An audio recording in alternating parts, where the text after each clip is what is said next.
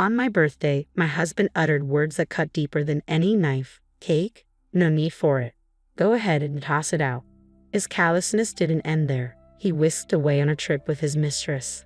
I had clung to hope, hoping this occasion would mark a turning point for us. But alas, my hopes were dashed. I really don't think I can continue living with you anymore, I asserted. Understood, he replied coolly. In that case, I'll do as you said, throw out the cake, and I'll throw out something else that's important to you as well. With a chilling resolve, he continued, prepare yourself because I'm going to discard the thing that is most unnecessary to me. My name is Sarah, a 28-year-old office worker. My husband, Bob, also toils away in an office, albeit a different one. Our union is childless.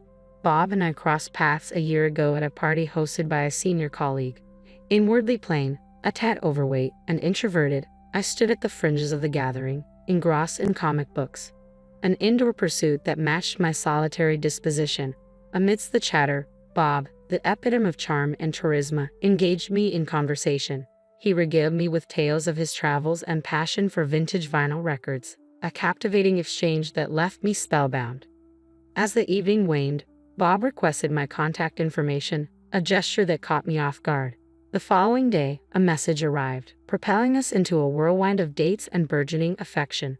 3 months later, he knelt before me, professing his love and sealing our fate with a ring. Marriage, I believed, would be the gateway to bliss. Yet reality proved cruel. Bob's demeanor shifted drastically post-nuptials. Once tender and attentive, he now shirked household responsibilities, content to while away hours in front of the TV or lost in his music collection upon returning from work. I'm not sure if it's the booming volume of his records, but whenever I announce that dinner is ready, it's as if he doesn't hear me. He saunters in late, much to my irritation. On his days off, he abandons me, citing plans with friends or colleagues from work. When I dare to ask for a bit of help around the house, he retorts, I'm working, you know? And when I point out that I'm working too, he dismisses it, claiming to be too busy even on his days off. His remark about my lack of friends stings, though I keep my thoughts to myself to avoid conflict. Gradually, Bob's criticisms escalate. He belittles my cooking and cleaning, eventually resorting to insults like, you should be grateful that a catch like me married someone as plain and overweight as you. I had hoped for a supportive partner, one who would share household responsibilities. Instead, all he tends to is his record collection, and my comic books, a cherished hobby of mine, disappeared without a trace one day. Bob's callous response, that they were cluttering up the room, only fueled my outrage. How dare he discard something so precious to me without a second thought? His verbal abuse and disrespect leave me questioning why he even married me in the first place. Perhaps, as I reluctantly conclude, he simply wanted a free housekeeper. I guess when he first met me at a party and noticed my quiet demeanor, he likely saw me as an easy target. Realizing this, I've spent countless nights in tears, though I've learned to bear the pain. But if we were to have children, I fear what the future might hold. Then, a friend disclosed she spotted Bob strolling arm in arm with another woman in the hotel district just yesterday. He had claimed to be meeting a friend, a man. So what did it mean that he was with a woman? Could he be cheating? These suspicions led me to hire a private investigator, confirming my worst fears. Bob had been unfaithful since our wedding day. Each time he claimed to be out with friends or colleagues, it was often rendezvous with Susan, a junior colleague from his office. How dare he burden me with household chores and then gallivant around with another woman? I'm going to divorce him, I resolved, even consulting a lawyer. Yet despite it all, I couldn't entirely despise Bob, who had led even someone as plain and unremarkable as me to dream of marriage. I decided to make one final attempt. My birthday was approaching, and if Bob would celebrate with me, I'd hold off on the divorce. Do you remember what's coming up this Saturday? I asked him over dinner. His oblivious response shattered my hopes once more. Saturday? Is there something special? He mumbled. It was then that I reminded him, it's my birthday. With a feigned enthusiasm, he agreed to mark the occasion. But as the eve of my birthday arrived, during dinner, Bob abruptly remarked, I have a business trip tomorrow. What? Tomorrow's my birthday, and we promised to eat cake together. I've already made a reservation, I protested. Well, it's work. I can't help it. Show some understanding for your husband's work. Anyway, I'm going on a business trip tomorrow. It's for 2 days and 1 night, so I'll be back on Sunday evening. Please pack for me, he replied nonchalantly. What about the cake I reserved? I inquired. Just throw it away if you don't need it, he said casually. Despite it being my special day and having gone through the trouble of reserving the cake, he so casually dismissed it. Feeling suspicious, I checked his smartphone while he was in the shower. There, I found his exchanges with his mistress. Shall we go somewhere on a trip this Saturday for 2 days and 1 night? Sounds good. I want to go camping. How about it? Then I'll make a reservation at a watch. Are you sure your wife hasn't found out? Are you okay? I'm okay. She's oblivious. Actually, this Saturday is Sarah's birthday. She said let's celebrate together, but it's a hassle. I don't want her to start demanding gifts and stuff, so I thought I'd go on a trip with you. Wow, that's terrible. Your wife must be so sad. I almost cried from the shock, but somehow managed to hold back and took a screenshot of their conversation on my smartphone. I didn't particularly want gifts or anything. If you had simply agreed to eat cake with me, I would have still had a glimmer of belief that you might care about me a bit. Seeing the messages between you and your mistress shattered that last bit of hope. Enough. I'm done with it. Then, on my birthday, Bob audaciously demanded at the front door, well, I'm heading out. While I'm on a business trip, clean my room for me, okay? By the way, I'm going to pick up the cake we reserved today. You still want me to throw away your share of the cake, right? You're nagging. I replied, it's fine. Understood. I'll clean your room and I'll throw away anything that I think you don't need anymore. That's okay with you, right?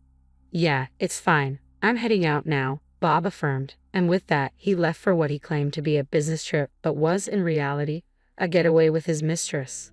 Remembering our conversation, I asked, is it okay if I throw away anything I think you don't need? Yeah, it's fine, he had responded. I recorded our exchange on a voice recorder, ensuring there was no taking it back now.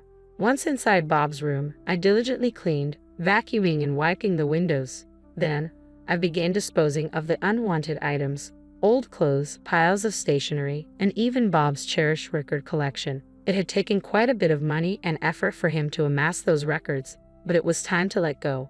I packed everything up and stowed it in the storeroom before placing the filled-up divorce papers on a living room table and leaving the house. Now, it was my birthday, and I intended to enjoy it to the fullest. I picked up the reserved cake, then booked a room in a luxury hotel I had always wanted to visit. In the comfort of my hotel room, I indulged in the cake, unable to bring myself to waste it. It was delicious, but I knew I needed to start dieting to avoid gaining weight again. Afterward, I treated myself to a shopping spree in nearby stores and took a leisurely stroll by the sea. It was the first time in a long while that I had the freedom to enjoy such a carefree day. Just as I was relishing this newfound freedom, I received a call from Bob on Sunday night. Where the heck are you? I got back from my business trip, and you're not home, and there's no dinner ready? He barked. I sighed, annoyed at his intrusion into my tranquil hotel stay. Well, I'm staying in a hotel for a bit for reasons. There's a lovely scene nearby. Would you like me to send you a picture? I don't care about that. Why are you in a hotel? Where's my dinner? Also, I found divorce papers. What's going on? He demanded. If there are divorce papers, you should know what to do, right? Just sign your name on it and take it to the city hall. So you want a divorce? I retorted. Are you planning to make a paper airplane with it? You can't be that stupid. Just sign your name on it and take it to the city hall. So you want a divorce? I replied, frustration seeping into my tone. Honestly, I'm sick and tired of it. Bob just leaves me alone to plan his day off, and he never helps me with the household chores. From the very beginning, the first thing he does when he calls me is get mad because I haven't prepared dinner, I stated, bewildered. I thought it was unbelievable. What's up with that? When I entered the room, my cherished collection of records was nowhere to be found. What happened? Bob's voice rose sharply. I threw away the records, I admitted. You threw them away? Are you kidding me? Why? You knew we cherished those. Bob's anger escalated. But Bob, you told me before your business trip that I could throw away anything I deemed unnecessary. You said it was okay, so I did. I even have our conversation recorded. Wanna listen? I offered. And besides, you also threw away my beloved comics, didn't you? That's unfair. Anyway, don't just drop divorce papers on me and leave. Let's meet and talk for once, Bob proposed. Reluctantly, a few days later, I found myself at the lawyer's office with Bob. Seeing him in shabby clothes and with unkempt hair, I couldn't help but wonder why I had ever liked such a person. I'm glad I had worried about how I would feel if I no longer wanted to divorce after seeing Bob again. But it seems that was needless worry, I thought to myself. As the discussion began, I asserted, I'll say this first. I haven't changed my mind about wanting to divorce. This is the amount I want as alimony. When I stated the figure, Bob's reaction was explosive. $30 million, Sarah? That's way too much. Just because he didn't help with the housework? I questioned internally, bewildered by his reaction. But that wasn't all. You've also constantly insulted me, calling me fat and plain. And worst of all, this. I paused, pulling out evidence of infidelity that I had uncovered through a detective agency. I also showed him the screenshot of our smartphone conversation. You've been cheating since we got married, even on my birthday, lying about a business trip to go on a vacation with your mistress. Considering all this, $30 million is still not enough, I declared. Sarah, did you know about the affair? Bob's face turned pale. Yes, did you think I didn't notice because I'm dense? I retorted. And you threw away my beloved comics, remember? But that's because you threw away my records, Bob protested.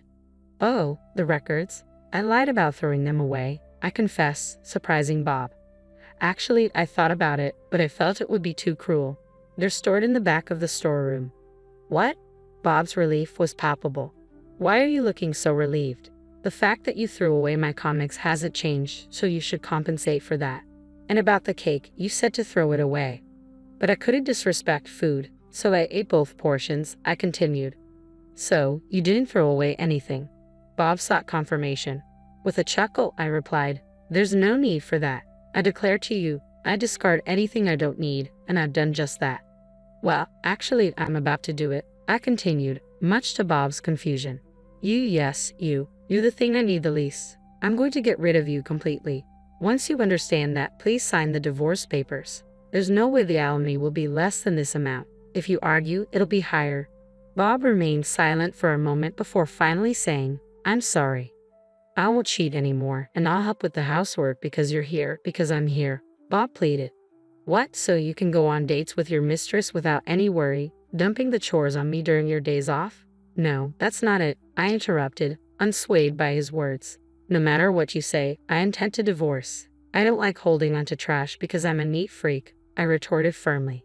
After I said that, Bob fell apart, stammering, I'm trash. His expression at that moment was priceless. Afterwards, we divorced. Since then, all communication has been through our lawyer, so I haven't seen Bob. However, according to stories my lawyer shared, Bob, having left all the housework to me, had no domestic skills. He briefly cohabited with Susan, but apparently she too couldn't do housework. Their place quickly became a mess, and their diet was all over the place because they were constantly eating out.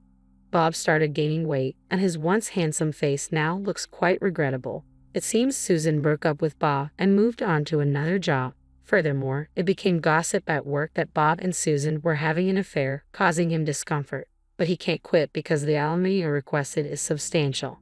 I've switched jobs and moved, and now I'm enjoying living alone. I'm not run ragged by housework like before. No one gives me a hard time, and I'm happy. Plus, maybe because I'm not stressed anymore, my face is brighter, and I've been told I look a little thinner.